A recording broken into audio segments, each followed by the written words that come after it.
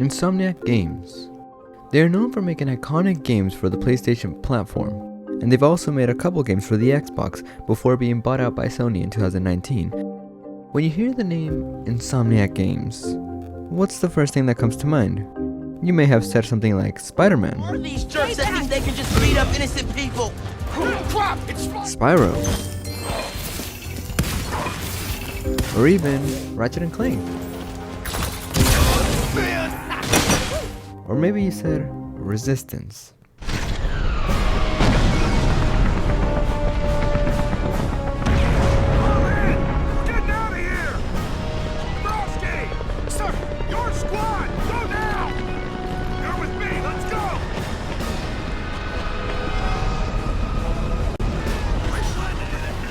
Resistance Fall of Man was released in November of 2006 as a launch title for the PS3. It's often overlooked when discussing Insomniac's catalog of games. Upon its release, Resistance was a success, selling over 2 million copies within its first year. The Chimeran threat began in Russia. The origin of the virus is unknown, but its effects were devastating and swift. The game puts the player in the eyes of Sergeant Nathan Hale, the protagonist of the game. Hale is set on a mission across all of England to stop the Chimera's attack.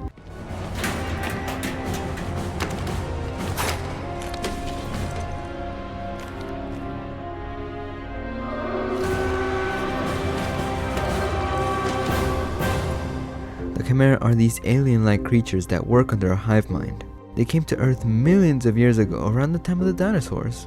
They later left Earth for unknown reasons, but then came back to Earth in 1908 in what was known as the Tunguska event. It was a powerful explosion that occurred on June 30th of 1908, near the Tunguska River. This explosion carried the Chimera virus and infected people. The Chimera went on to convert people into what we see in the games, what we know as hybrids. By the 1950s, Chimera overwhelmed all of Europe. The story follows Hale as he tries to stop the Chimera from preceding their attack in England. Eventually, Hale finds a tower in London and comes to the conclusion that if he manages to destroy the tower, he destroys the Chimera. Once Hale destroys the tower, the Chimera in London start dying out. Nathan Hale is presumed dead when the tower exploded, but as the viewer sees in a post-credits scene, Hale is alive. Hale is escorted onto a VTOL, and the scene ends there, hinting at a sequel.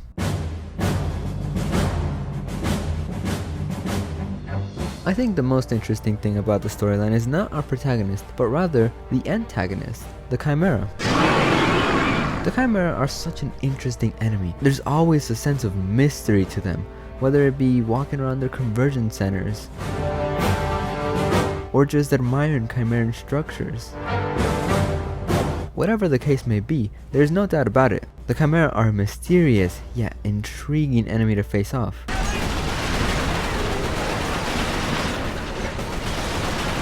Apart from the Chimera, another thing that I found on the more interesting side, the X-Ray Squad. X-Ray 6, come in. Opportunity window for safe recovery is closing. Grayskin proximity to Pandora presents unacceptable risk. Commit to recovery of Grayskin and any other targets of opportunity. I never knew exactly what the X-Ray Squad was doing in Fall of Man. They were always talking about some Grayskin, and as I was writing the script for this video, I looked it up out of curiosity. As it turns out, the X-Ray Squad was meant to extract Hale, as he was infected as part of Project Abraham. They seemed to be unsuccessful to get a hold of Hale for most of the game. They later apprehended him at the beginning of the second game.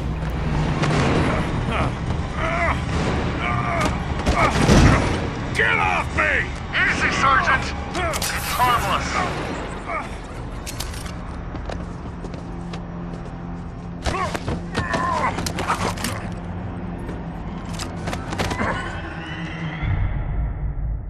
Apart from the X-Ray Squad and the Chimera, the storyline following Hale through England is good too. Bullshit. What? Get hit him with a no wonder. Damn! Gameplay is not this game. The enemies are bullet sponges. Your health will be drained. The region sucks. Alright, I think you get it. The gameplay itself is pretty repetitive. How it usually goes plays out like this. You walk into a room, there's Chimera. You shoot them. Move on to the next room, there's even more Chimera. Repeat this process about 10 times per level. Oh, and by the way, the checkpoints are not forgiving at all. Damn, the checkpoints As are I so said. ass. I forgot. You have to hope you beat the game with 0 deaths, otherwise you'll be finding yourself repeating 10 to 20 minutes worth of gameplay. Might I add, the jump in amount of damage you take between difficulties is big. With so much damage being taken, you would think that the game's health regeneration would compensate for the amount of health being lost. But no, the health regeneration sucks. It's split into 4 bars. If you lose a bar, you have to find the health pack to get that health bar back. If you lose a bit of one bar, it'll regenerate after only a few seconds. Oftentimes after a gunfight, you're left with barely any health or not enough health. And if you're left with barely enough health, you'll die in the next section anyways. Oh. I think the game looks fine, even up to today. The only real complaint I have is there is a lack of color. This is something that they fixed in Resistance 2. Some of the weapon designs look amazing. For example, the basic carbine, the hailstorm, or the splicer. But the only thing that would improve them would be some color. Some of the animations look a little odd. Specifically, some of the reload animations. Besides those two things, I think the game, graphically, is fine. Not the best, but fine. Resistance Fall of Man holds up fairly decently. It was received well both financially and critically. It had its issues, but for 2006 and Insomniac's first shooter since the PS1, it works good. It's well thought out, and it's always nice to come back and visit it every once in a while.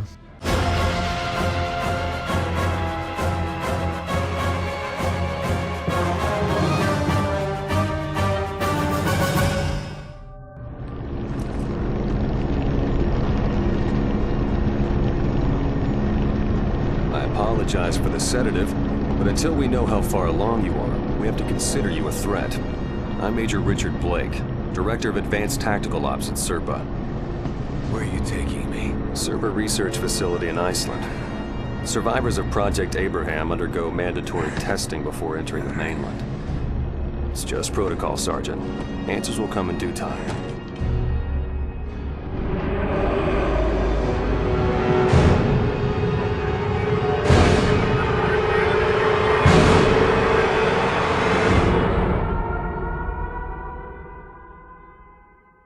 Resistance 2 released on November 4th, 2008. It received both critical and financial success. The game greatly expanded the universe that Fall of Man had built and introduced so many new ideas and so many new concepts. All of that sounds great, but when looking back at the Resistance series, Resistance 2 is an interesting sequel in terms of its overall design and mechanics, in that every time it takes a step forward, it also takes a step back. What you end up with is a game that isn't really better or worse on the whole than its predecessor. You just get a pretty standard, boring shooting game. It appears as if the developers were trying to mimic elements of other popular shooters out at the time. The first mission is a good example, and it doesn't take long to see that things are going to be different, and not necessarily in a good way. The gameplay is so terrible that if I didn't plan on making a video of this game, I would have just tossed it out the window and said, F this. I genuinely didn't believe the comments I was getting when people told me Resistance 2 is the worst out of the 3, but now I believe them. why is this? Let's take a look.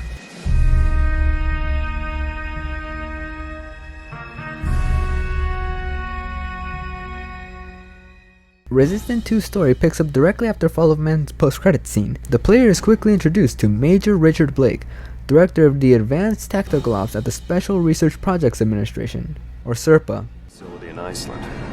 Survivors of Project Abraham undergo mandatory testing before entering the mainland. It's just protocol, Sergeant. Answers will come in due time. Soon after a title card, we see Major Blake and Hale crash land a VTOL in Iceland. Hale helps Blake go through Iceland where they find Daedalus, also known as Private Jordan Shepard. Like Hale, Shepard was a part of Project Abraham, though he got the short end of the stick and turned into full Chimera. They are calling to us. Can you hear them? It is beautiful. Daedalus escapes, and now it is up to Hale to make an attempt to stop Daedalus. Fast forward 2 years, now in San Francisco, a Chimeran armada launches an invasion on the United States. Once evacuating the base, Hale volunteers to re-enter the base to retrieve the inhibitors left behind when initially evacuating. The inhibitors are a form of treatment to the Chimeran virus for those infected. They're for the Sentinels, a group of 4 super soldiers who, like Hale, have a resistance to the virus. After leaving San Francisco, Hale enters Oric, California, with the goal of finding out the Chimeran fleet's trajectory in order to try and stop it. Once finding the trajectory, which is in Twin Falls, Idaho, Hale and the other Sentinels go to Idaho to activate the defense towers. They crash land after getting attacked by a stalker. They later activate the defense towers, but one of the ships got away. It leads to Bryce Canyon. Here, Hale extracts Dr. Malikov and also has a re-encounter with Daedalus. Such arrogance, to think that we are a disease to be destroyed, when in fact, we are the evolution of man. You think this planet is your birthright, but it was first ours. It was ours ages before you walked upright, and now it shall be once more. Soon your skies will shine with our stars, and the earth shall tremble. Only then will you know what it means to truly suffer. After waking up, Hale encounters what is known as pure Chimera. These forms of Chimera presumably came to Earth 60 million years ago. They got into conflict with an unknown species and fled Earth. Before leaving though, they built the towers that we see in the games. Once extracting Malikov, Hale and his squad move over to Chicago to shut down the tower there. After clearing a path through Chicago and taking down a Leviathan, Malikov is now free to shut down the tower. Suddenly, the controls get overridden by another tower. This of course was Daedalus' doing. Heading over back to Iceland, the Sentinels enter the tower. While being inside the tower, both Hawthorne and Warner get killed by Daedalus. Once finding Warner's body, Hale is impaled by Daedalus and falls unconscious. 6 weeks later, in Louisiana, Hale wakes up from a coma. Malikov informs Hale he only has 3 hours left to live. With those remaining 3 hours, the goal was to get a fission bomb to Mexico, where the Chimeran fleet was located. Once there, get the bomb inside one of the ships and detonate it within 500 feet of the ship's reactor. In doing so, Hale, for the last time, encounters Daedalus. Once Hale defeats Daedalus, he absorbs all of his powers and is now almost fully Chimera. After escaping the ship, the blast radius affects the ship that Hale and Capelli were in, and then they crash land. Capelli wakes up to see a wormhole, which I'm not too sure how it got there. I couldn't find any sources that stated how it happened, but I presume it was because the bomb created a power surge blowing up the Chimeran fleet. Hale is seen, now fully turned into a Chimera.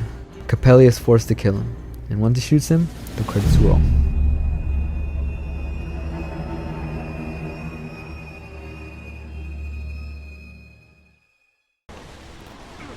Do something! If this was the Mark II, this wouldn't be happening. Bro, if this was the Mark II. Gameplay wise, I think this game is a mixed bag. To start, they got rid of Fallen Man's weapon wheel. They replaced it with a more Call of Duty type setup, in the sense where you can only carry 2 weapons at a time. The enemies in Resistance 2 aren't bullet spongy as they were in Fallen Man, which is great because now you're not just wasting your time trying to kill one enemy, but now the player is more susceptible to deaths. Yo, what the fuck do you do? Oh no! The controls are still questionable, like say holding L2 to sprint.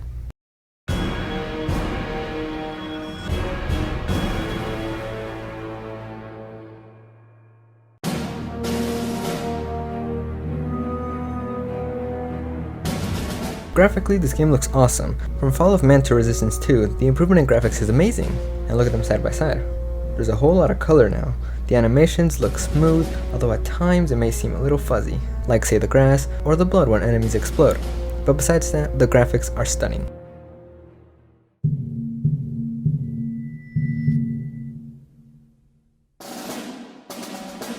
Resistance 2, while it may be seen as the worst in the series, it actually was the series' peak, having the most amount of sales, and it received critical and financial success. With so much success, the game changes a lot about the series, removing the weapon wheel, changing up the controls to be more modern, changing the protagonist from silent to now way more vocal. Command, I'm at the bridge. The fleet's trajectory takes us straight through the defense perimeter. Even killing the protagonist. This is just the beginning. Forgive me, sir. It was an honor. The question is now, with the amount of success, how does Resistance 3 live up to it?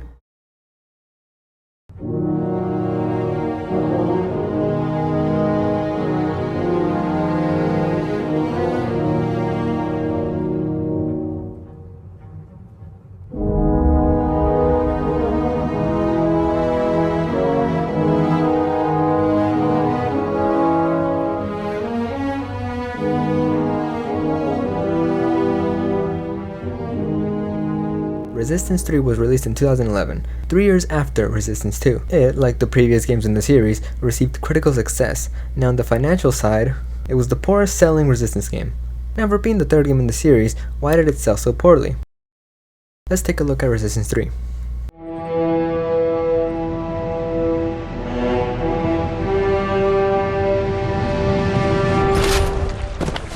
Resistance 3 starts with a recap of the series up to that point. With Nathan Hale, who was the protagonist of Resistance 1 and 2, now dead, the player presumes the role of Joseph Capelli, who was previously in Serpa alongside Hale, and was the one that pulled the trigger. The story follows Capelli and Malakoff's trek across the east side of the United States, starting in Oklahoma and ending in New York City. The human population had been reduced to about 10% of what it originally was. By the time the story starts, a terraformer is spotted near Oklahoma. The terraformers work to cool the earth, as the chimeras strive in colder weather. Malakoff discovers that a tower in New York City opened a wormhole in the sky, and is freezing the earth as they speak. Throughout the journey, Capelli and Malakoff come across things that we have never before seen in the main trilogy before.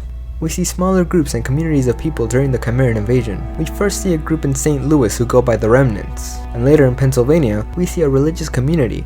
The player even faces human enemies later on in the game, who end up being big trouble. The road wasn't smooth, there was a couple bumps along the way. Nearing the end of the journey, Malakoff was killed by the Wardens, who were the human enemies mentioned earlier. Joe was now forced to travel to New York City on his own. Once attempting to reach the tower, he finds his attempt unsuccessful. A few moments later, one of the Remnants, Charlie 10, found Joe hearing his radio message to his wife earlier. Joe gets informed that he's being taken home, but he insists that they take down the tower. I'd say that's a hell of an idea, Joe. And a hell of a way to get us all killed. Realizing that attacking the tower directly would be no use, he ultimately decides to attack a terraformer near the tower, in the hopes that it falls into the tower. After traversing through the terraformer, it ends up falling on the tower and exploding the tower, closing the wormhole.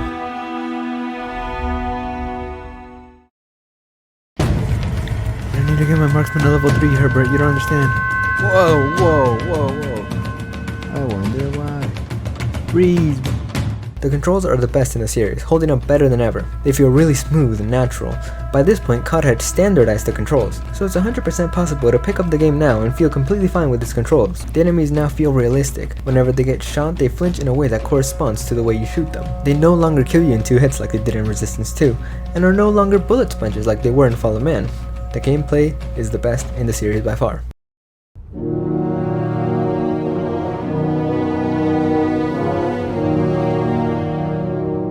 Where to even start? The game looks spectacular even for a PS3 game. Of course, it still has its flaws. There's not many to point out apart from some fuzzy textures, but that's it. The moment I turned my back, y'all just had to do something. Resistance 3 may be looked back on as the best in the series. It received critical success, but was a financial failure. While Insomniac never had a trilogy in mind for Resistance, Resistance 3 was a well-rounded conclusion to what people may now see as Insomniac's black sheep. Rumors came up that there was a potential Resistance 4 pitched to Sony, but those rumors were never addressed by anyone at Insomniac, so we'll never know for sure. As for if Resistance will ever see the light of day on the new generation of consoles, Insomniac have stated that they have no plans on bringing back Resistance. As for now, Resistance fans can only hope of seeing this beloved franchise come back.